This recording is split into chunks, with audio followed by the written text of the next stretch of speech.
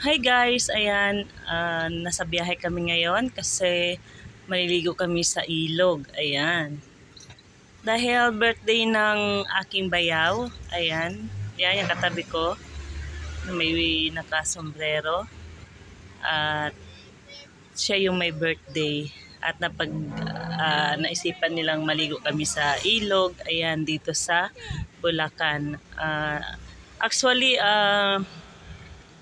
mahaba nga yung biyahe namin papunta sa ilog na yan kasi napakalayo pala. At hindi ko expect na matatagalan din kami sa biyahe niyan. Pero konti lang kami niyan nasakay gawa ng yung iba nagmotor. Ayaw nilang sumakay ng jeep. Kaya kami lang yung nakasakay. Alog-alog nga kami dyan sa jeep na yan kasi konti lang yung sakay. At nandyan din yung mga gamit namin, yung mga pagkain namin. Ayan, nandyan din. Ayan, naalog-alog kami dyan. Pero ang saya. Ang saya ng biyahe namin kahit malayo. Hindi ko na nga ito guys, kinat yung aking video sa pagbibiyahe namin kasi maiksi lang naman yung pagkuha ko ng video sa pagbiyahe namin. Ayan, kaya hindi ko na siya ikakat kasi para makita niyo yung tanawin. Charis. Sorry kung medyo maingay yung ating voiceover. At ito na guys yung parte na daanan mismo papunta sa ilog. Ayan, medyo nag-traffic na kasi may mga sumasalubong na pauwi na kasi maliit lang yung daan eh. Ayan, yung parting yan. At dyan, dito sa parting to ay nagbayad kami ng entrance. Ayan, tuloy na yung biyahe namin. May makikita kayong mga babala about sa pagligo. Ayan. At ito yung mga enforcer. Oh. May mga nagmamando dyan. Ayan, may mga no cottage, no ganyan-ganyan. May mga signboard.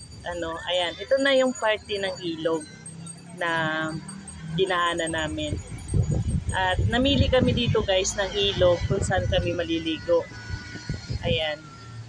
At ang una namin guys na liliguan ay ang Gandara Beach. Gandara River. Ayan. Ayan, sa parting ito, nandito na kami sa Gandara River guys. Ayan. Ito yung una-una naming binabaan. Ito yung una naming pinaliguan. Ayan, ng mga bata. Ayan, namili kami ng mga cottage dito. At sa puntong ito, wala pang gaanong mga tao. At yung iba, kakarating lang din nila. Ayan. Tapos, ayan, yung mga bata na mga kasama namin, gusto na nila lumublob. Gusto na nilang maligo. Ayan. So, ang iingay nga namin dito sa parting ito kasi nagde-decide pa kami kung saan kaming cottage pepesto. Ayan. Pero napag-decide namin na dito na lang sa parte na ito. At kung makikita ninyo guys, ang ilog na iyan ay malawak, malaki. Ayan. At yung ilog ay hindi pa ganun kataas yung tubig. Dito banda sa Gandara River. Ayan. Medyo mababaw pa siya. At tamang-tama lang siya sa mga bata. Ayan. Pero kung kayo na gusto nyo maligo, na gusto nyo malalim, ayan, siyempre pwede kayong mamili kung saan yung gustong ilog maligo. Ayan. Pero para sa akin, mas komportable ako dito gawa ng para sa mga bata. Ayan. Kasi mababaw lang. Ayan. Video-video muna yung iba. Ayan. At makikita nyo naman na konti lang yung naliligo dito guys sa Gandara River kasi mababaw yung tubig. Ayan. At mayroon pa dito guys na ibang mga river na pwede nyong liguan, na pwede nyong puntahan. Doon talaga guys ay malalim ang ilog. Ayan. Ayan yung aking bunso. At ayan nga, nagtampisaw na sila sa ilog. Ayan. Malinis din guys yung ilog dito. Malamig. As in, malamig talaga. Pag lublob mo sa ilog, sa tubig, napakalamig. Hindi siya, guys, hindi siya mainit. Pag ahon mo, syempre mainit gawa ng mainit yung panahon. At ito nga guys, dahil sa umalis kami na hindi pa nag-almusal, dito na kami kumain. Ayan.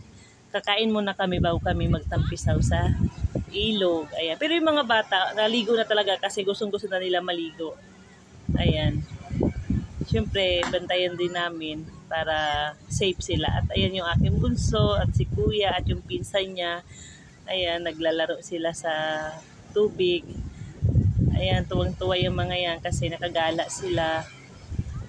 At ayan guys, so kunting-kunti lang talaga guys ang naliligo dito sa Gandara River. Ayan. At mababaw pa guys yung tubig. So, makikita nyo pa yung mga bato-bato. At yung tubig niyan guys ay aabot talaga dito banda sa may Pampang. Ayan guys, so unti-unti nang tumataas yung tubig kasi ano na siya, high tide. Sobrang init guys, oh, merong ano dyan, oh, sunog. Yung umuusok na yan. Parang grass fire. Ayan. Sobrang tindi ng init.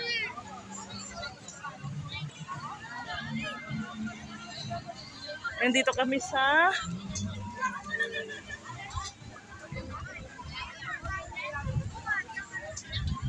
Say!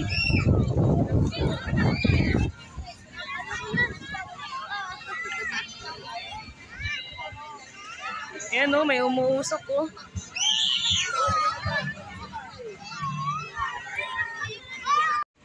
At dito guys ay bumiyahe ulit kami. Ayan, papunta sa Canyacan River. Ayan. Umalis kami doon sa Gandara River kasi ayaw ng mga kalalakihan doon gawa ng matagal daw tumaas yung tubig. Hindi daw sila makapag-dive. Ayan, kaya lumipat kami dito sa Canyacan River. Medyo malayo ngayong nabiyahe namin dyan guys kasi malayo pala siya banda sa Gandara River. Ayan. At mapapansin nyo talaga guys, dito sa dinaanan namin, napakainit yung daan. Tawag dito, mararamdaman mo talaga sa katawan mo yung singaw ng init. At tignan nyo guys, yung mga dahon ng mga ano dyan, ng mga puno, tuyong-tuyo din sa sobrang tindi ng init.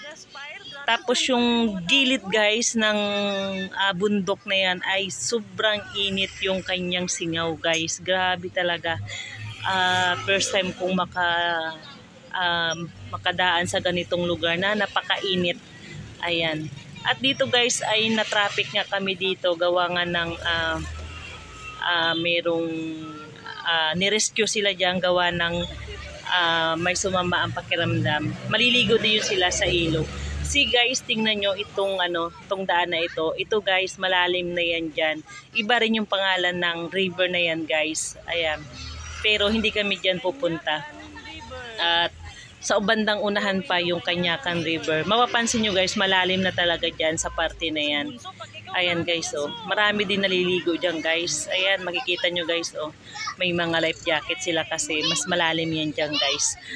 At ayan guys, papunta na kami dyan sa Canyacan River. Talagang napakalayo at ang kitid-kitid ng daanan yan guys. Grabe. At talagang hihinto ka bago dadaan yung kabila. At ito guys, sa parte na to, nandito na nga kami sa Canyacan River. Nandito pa lang kami niyan guys sa bungad ng Canyacan River. Kung makikita nyo guys, napakahaba ng cottage na yan. Pero marami ng mga tao diyan guys. Ang iba diyan kagabi pa. Talagang napakarami. Babali doon kami guys pumunta sa pinakadulo ng Canyacan kasi wala nang space sa cottage na yan. Ayan, kung makikita nyo, sobrang dami na yan guys ng mga naliligo dyan. So ayan guys. So ayan na guys, ito yung tinatawag na Canyacan River. Ayan. O see, makikita nyo talaga yung rock na mataas. At talagang mga bato yan guys na malalaki. Simula doon sa dulo guys na mababa, mga bato yan, papunta dyan, paakyat. Sa pinakamataas na yan na tuktok ay bato yan guys. At dito guys talagang maraming maliligo. Kung inyong mapapansin, talagang napakaraming naliligo dito guys kumpara sa ibang ilog. Kasi dito guys, kapag lumalim yung tubig, talagang mai-enjoy mo yung pagligo sa ilog na to. Kasi sobrang lalim talaga niya guys. Ayan. Umaabot yung tubig niya guys dito sa cottage. Talagang lulutang yung mga gamit mo dito. Ayun lang. Thank you for watching guys.